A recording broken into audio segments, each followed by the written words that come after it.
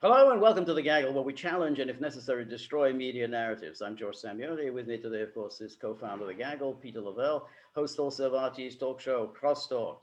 Well, Peter, there's a really shock, horror news story that is causing a sensation. Actually, it's not causing any sensation at all.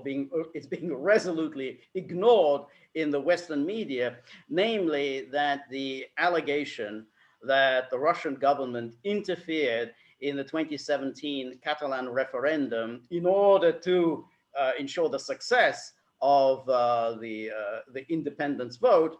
It turns out that allegation was completely baseless. No evidence for it whatsoever. The Spanish National Court has dropped the entire investigation, and it did it, incidentally, after only a few months. I mean, it started, I think, in November 2019. By June 2020, they'd already dropped the entire investigation.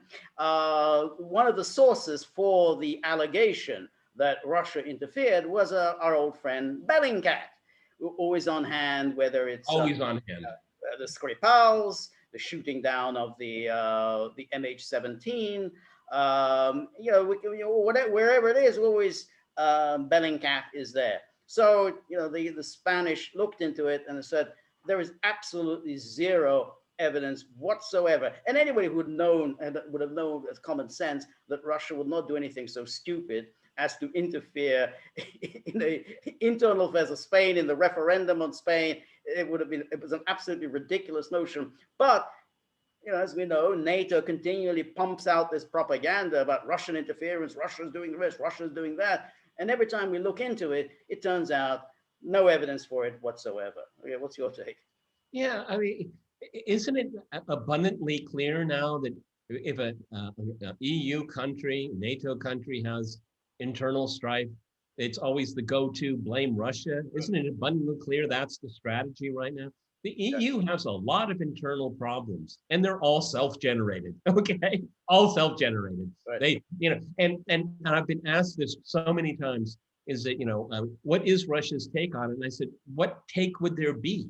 I mean, Russia doesn't have to meddle in European affairs to cause chaos. The chaos is already there, okay, and it's all self-inflicted. Okay, I mean, Erdogan and Putin are good friends. Well, yeah, they might be, but what does that drive Erdogan's policies in Hungary? I have no evidence of that. You live there, George. I don't see that either. I don't think so either. He's not.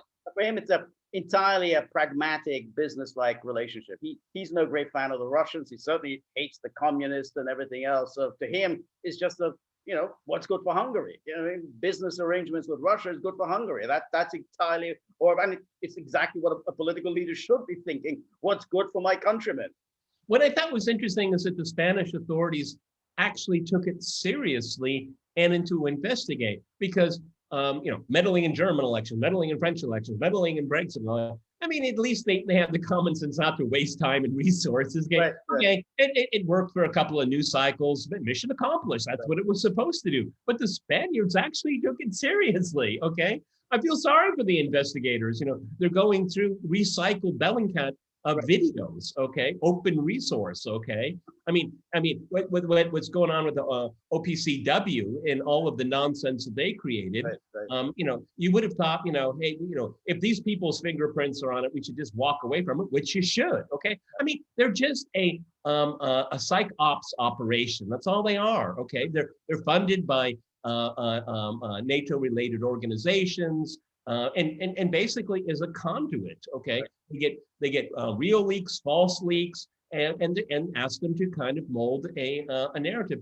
And on the surface, they do a pretty good job. That's why they're gainfully employed. But I'm sure everyone, the donors, and even Bellingcat itself, I hope they don't go too deep into this. Okay? Right. No. It's shaky, but it always is. And why is this organization so exclusively focused on Russia?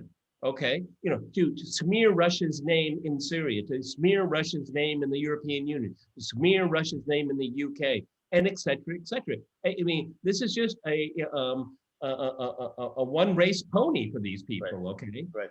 And they'll use the most flimsy stuff, and of course, it's almost kind of the the reason why we do this is that there's so many eager media outlets and pundits and et cetera, that just they're salivating for anything like this. It doesn't matter if it's true. As a matter of Well, fact, that's it. I mean, it's an information laundering operation. The information is coming from the intelligence services.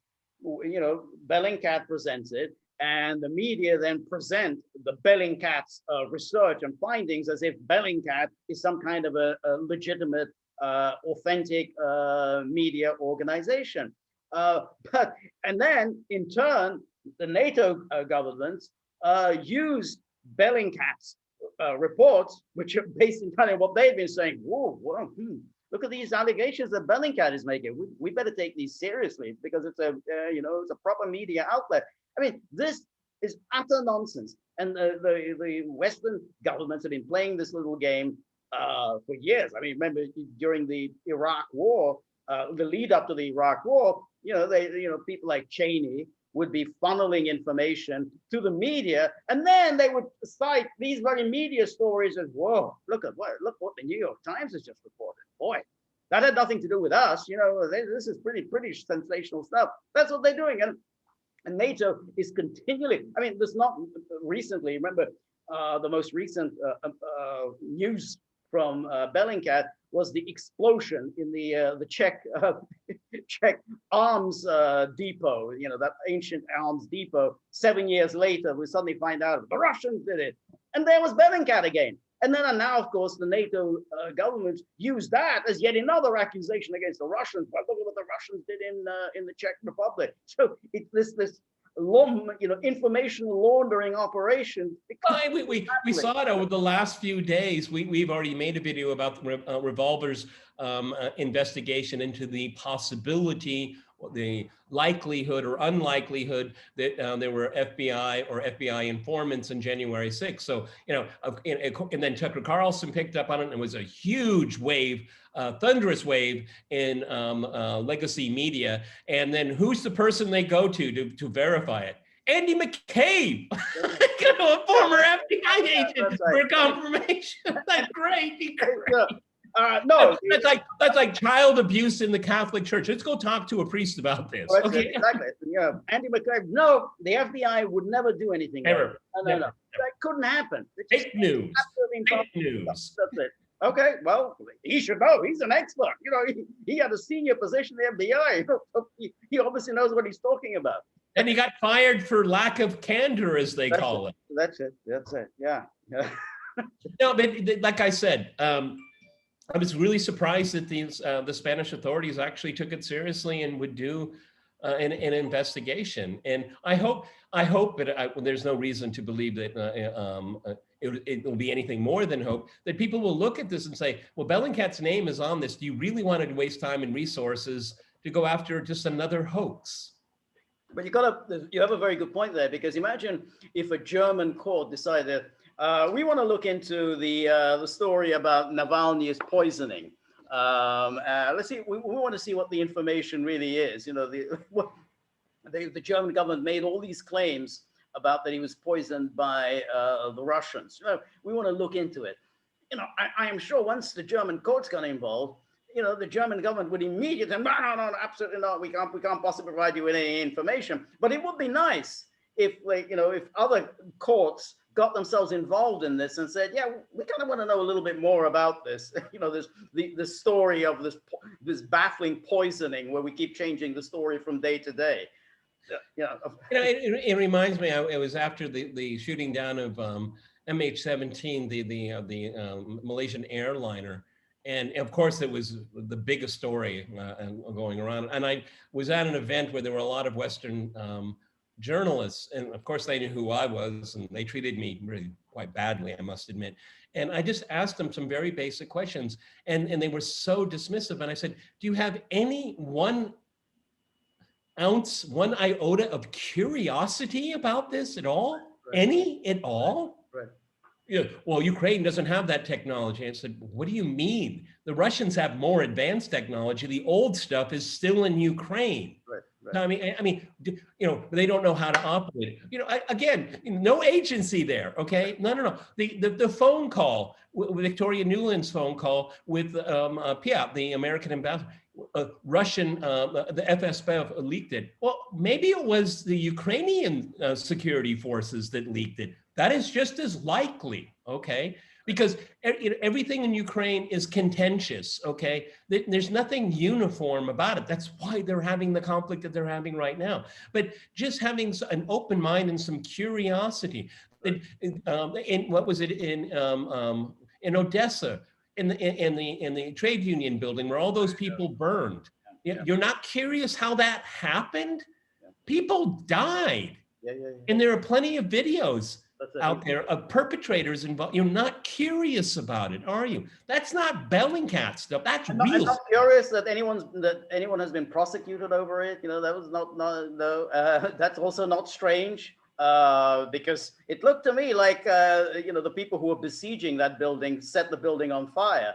I mean, there's a lot, as you said, there's a lot of footage of that. So again, and you're not curious about the shootings of the snipers on Maidan, which I mean, even on the we had that lead conversation with, was it Catherine Ashton, and I can't remember the. I don't know, maybe an Estonian foreign minister. It's one from the Baltic Republic. Yeah, exactly. Said that, what I'm hearing is that the people who were responsible were actually on the side of the Maidan. So it wasn't the government that was responsible for the sniping. And Ashton just yeah, we need to look into that. And then that's it. And again, no one really wants to go into that. I mean, there's this scholar, I'm not sure how to pronounce his name in Canada, Kwatensky or whatever his name is. He has written some very interesting stuff about the snipers at the Maidan again. And curious about the prosecutions. No one's being prosecuted after all these years. So yeah, it is. But see, this shows the media is just following the edicts of the powers that be. Okay, I mean, we don't cover it. Okay, fine, don't look into it. Okay, no problem. Okay, right. And then they chase fake stories. Yes. They run from real tragedies, yes, and then sit in their air-conditioned offices and see, what can we make up? Call Bellingcat. Do they have any strange videos? Maybe they were manufactured. We can play with that. Right. They're just abdicating any kind of social responsibility, and I would say for their own personal gain. Okay, right. That is insult to injury. Yeah, exactly. That's it. And the whole story. I mean, why would Russia want to get involved in how is it in Russia's interest that Spain would break up? I mean, it doesn't serve any Russian national interest. Well, if Spain did break up, how would that affect Russia?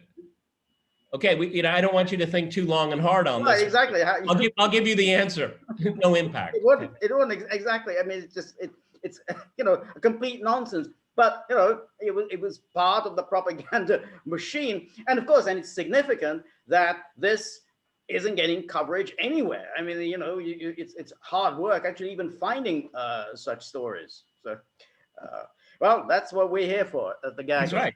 Yeah. We're on Locals, okay, very important. Type in thegaggle.locals.com.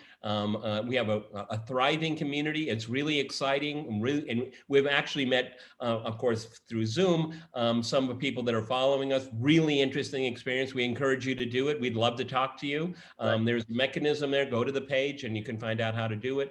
We'd love to hear from you. And we do have a tip jar, which, please don't neglect, okay? It's important. Absolutely. And yeah, do please make the most of this opportunity. You can talk to us, and we really love to talk to fellow gagglers. It's a lot of fun, very interesting. We learn a lot. I hope you do. And it doesn't have to be about politics. It can be about anything you want. Exactly. We're also on Rumble. Please look us up on the Rumble. And if you like the Gaggle, please like, share, and subscribe. See you soon. Bye.